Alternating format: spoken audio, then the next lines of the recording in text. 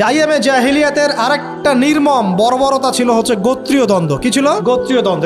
এটাই দিয়ে আমি শেষ করছি। সেটা হলো কেমন গোত্রীয় দ্বন্দ্ব? মনে করেন একটা গোত্রের নাম বনু তামিম, একটার নাম বনু হানিফা, একটার নাম হচ্ছে বনু কোরাইজা, একটার নাম হচ্ছে মনে করেন বনু মখজুম, আরেকটা হচ্ছে বনু আদি। এরকম অনেক গোত্র ছিল। এই গোত্রগুলোর মধ্যে আপোষে দ্বন্দ্ব চলতো।